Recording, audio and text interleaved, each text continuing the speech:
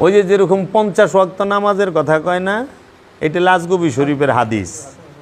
এটা আজগবি শরীফ থেকে হুইনে আল্লামা জামাকসুরি তার তাফসিরে কাশফের মধ্যে লিখছে। আবার উনার থেকে হুইনে অন্য মৌলবী সাহেবরা সবাই অনুবাদ তো করণ লাগবো, এত টাকা দান ছাস কিছু তো কন লাগবো।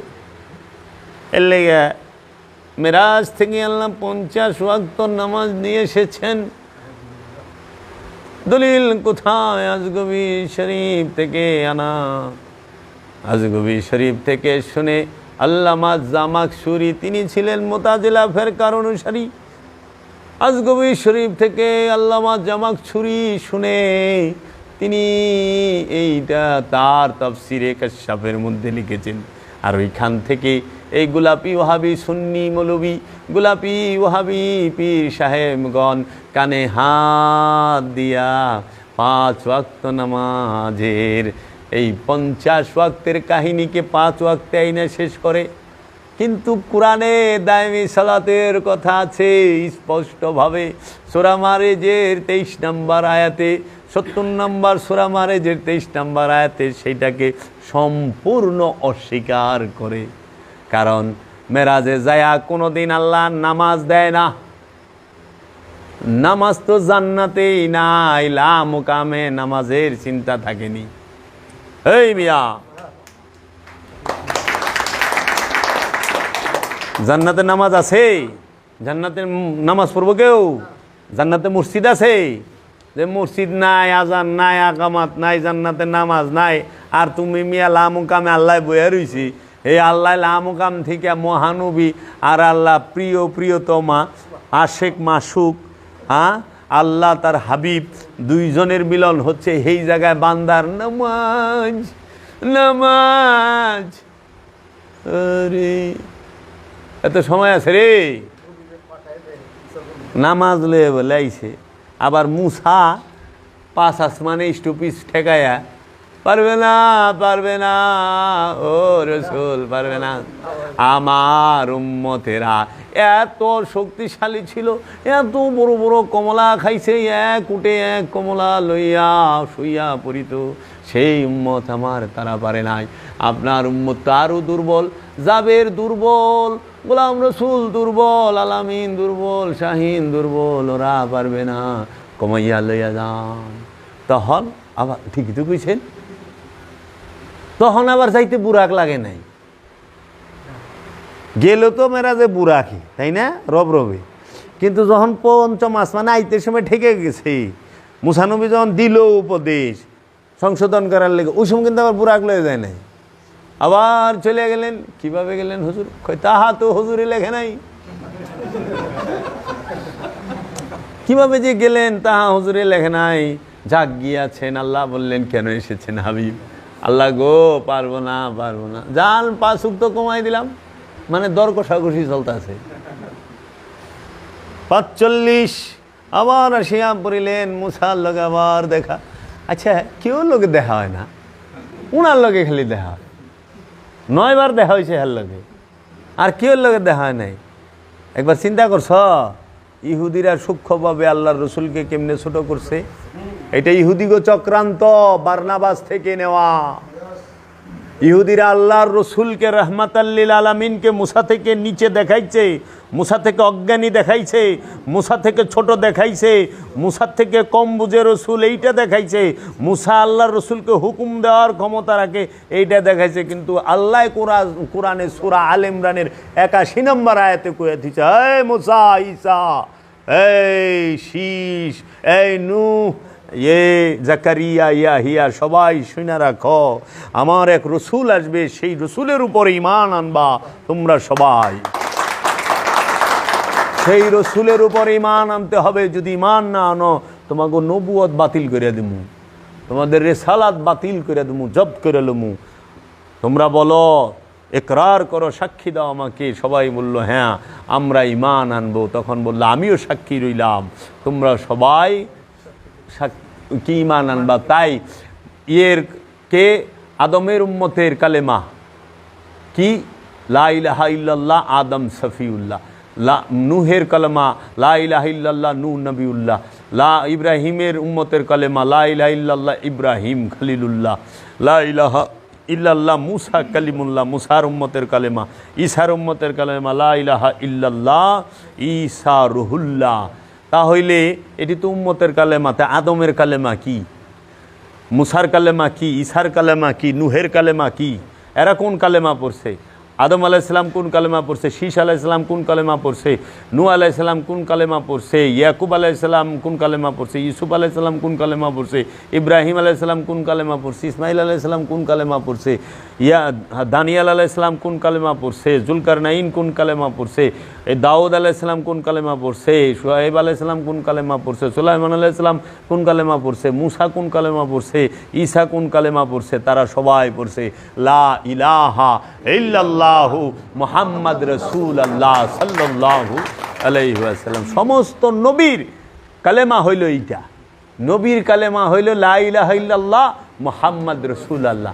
উম্মতের কালেমা হইল কি?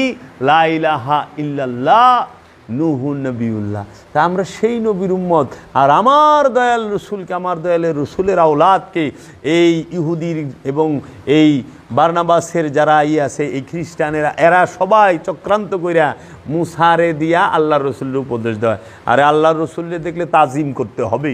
মুসা খারায় যাইব, ঈসা খারায় যাইব, উপদেশ দেওয়া পারবো না। জান কামাইলেন আল্লাহ রব্বুল আলামিন গেলেন আবার 45 থেকে 40, 40 থেকে 35, 35 থেকে 30, 30 থেকে 25, 25 থেকে 20, 20 থেকে 15, 15 থেকে 10, 10 থেকে 5 করাইয়া 9 বার সংশোধন করাইলেন। আল্লাহকে বানাইলেন সংশোধনবাদী, আর মুসাকে বানাইলেন তিনি উপদেষ্টা, আর আল্লাহর রসুল হইল যায়া সংশোধন করার জন্য সুপারিশকারী। নওজুম আমার রহমাতাল্লিল আলামিন মেরাজে যায় নামাজ আনছে। হ্যাঁ, মেরাজ কি নামাজ আননের লেগে? আসসালাতু মেরাজুল মুমিনিন, সালাত হচ্ছে মুমিনের জন্য মেরাজ। আচ্ছা দেহ তো রসুল নামাজ পড়ে মেরাজে গেছে না মেরাজে যায় নামাজ আনছে? মৌলবী সাহেব, রসুল তো মেরাজে যায় নামাজ আনছে। আপনাকে কথা, আমার কথা না, আপনাদের কথা। রসুল মেরাজে যায় নামাজ আনছে।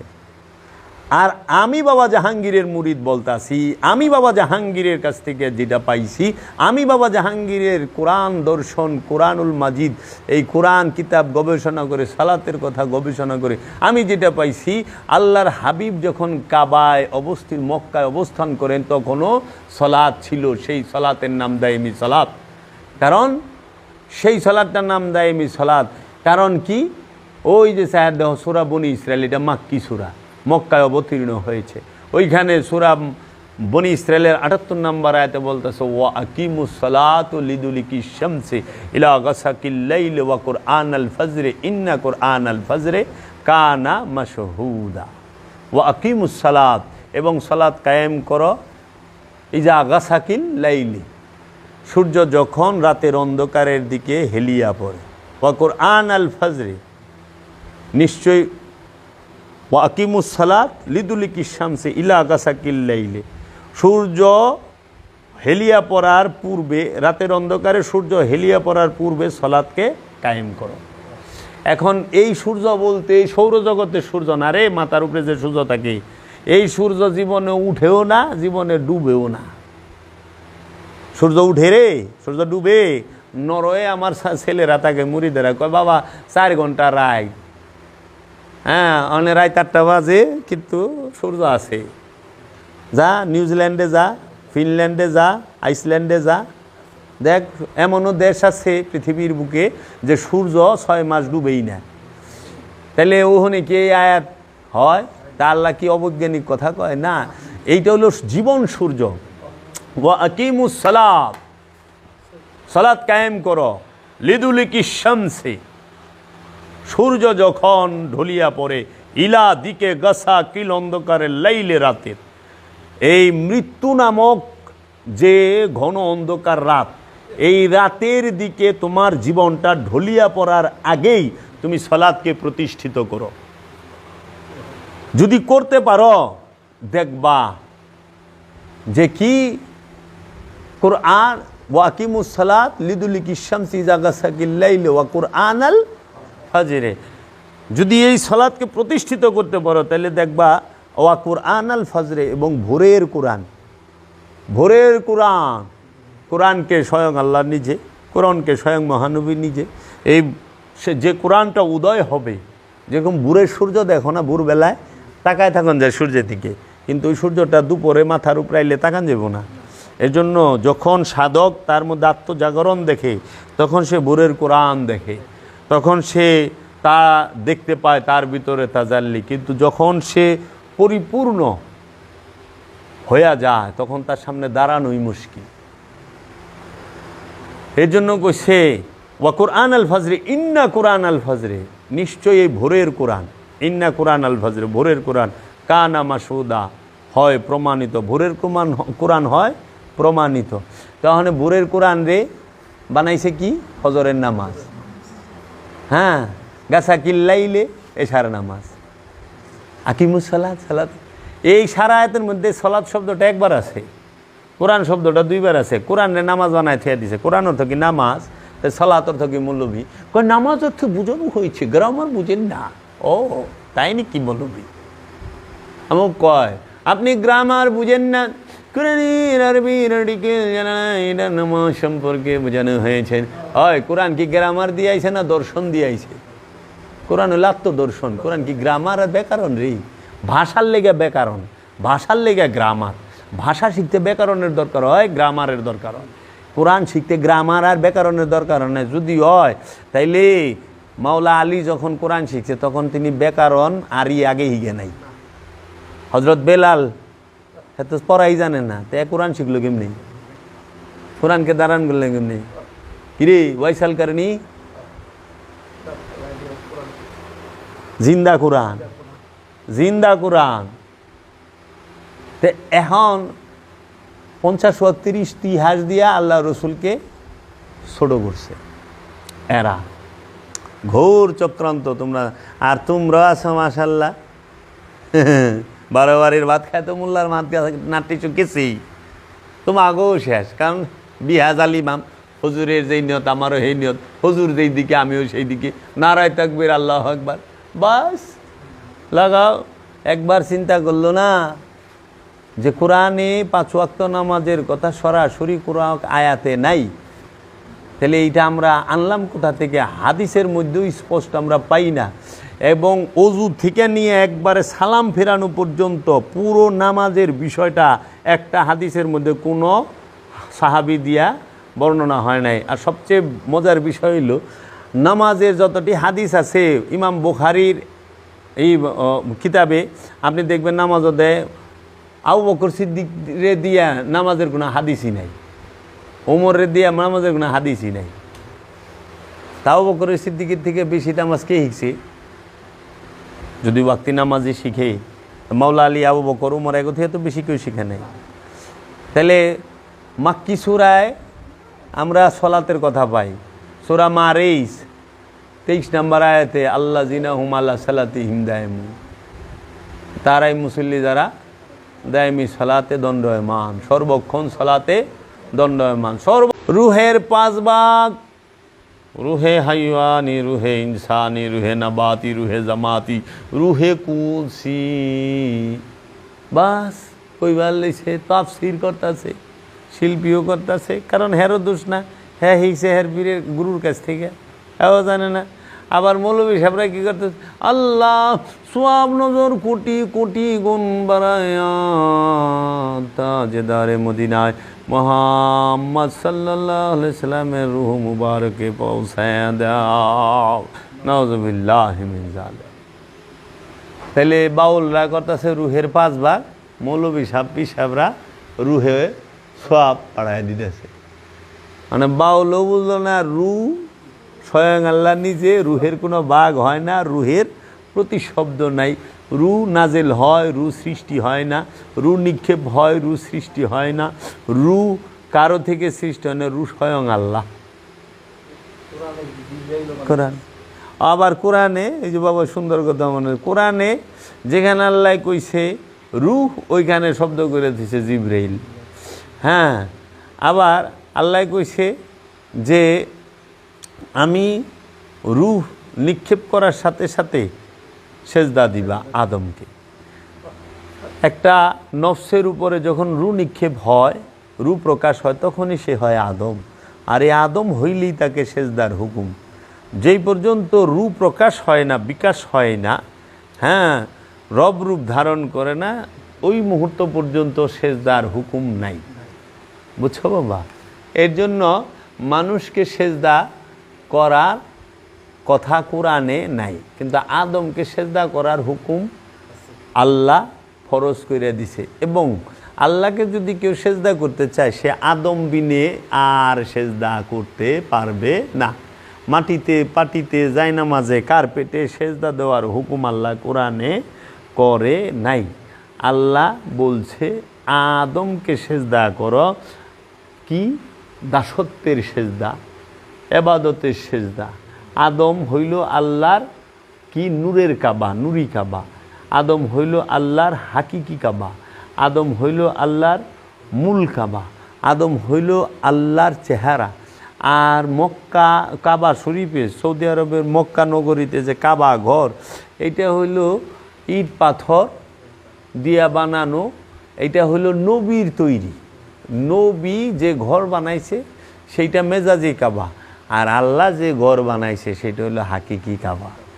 আল্লাহ যে ঘর বানাইছে ওই ঘরে আল্লাহ থাকে, আর নবী যে ঘরে বানাইছে ওই ঘরে নবীর স্মৃতি, নবীর নিশানি থাকে। হ্যাঁ, এখন কাবা ঘরের ভিতরে আল্লাহ থাকলে সব হাজিরা কাবা ঘরের ভিতরে আল্লাহ দেখতে পাইতো। কাবা, ওই সৌদি আরবে মক্কা নগরে কাবা ঘরে আল্লাহ আছে সিফাত রূপে, জাত রূপে না, গুণাবলী রূপে আছে, জাত রূপে না। কারণ ওই কাবা ঘরের মধ্যে একটা দরজা আছে, কাবা ঘরের মধ্যে কতটি সিঁড়িও আছে, আবার দরজাটার একটা তালাও মেরে দিছে। তালা মারছে না? কাবার চাবি কথা তো কোরআনেই আছে। কাবার চাবি খাদেম সাহেবরা কুমড়ে রাখে, তাই না? তা আল্লাহর ঘর কি তালা দেওয়া যায় রে? কত আল্লাহর ঘরের দরজা আবার স্বর্ণের। তাইলে তুমি যখন মসজিদুল হেরেমকে সেজদা করতেছ, কও আল্লাহকে ছাড়া কাউরে সেজদা করেন যাব না, দেহ আমি তোমাকে দেখাই কতটি সেজদা পায়, কে কে পায়। দেহ কাবা ঘর আল্লাহর সেজদা পাইতেছে, সাথে সিঁড়িও পাইতেছে। ওইখানে স্বর্ণ আছে, দরজা, চৌকার দরজা, তালা দরজা, ওই স্বর্ণেও সেজদা পাইতেছে।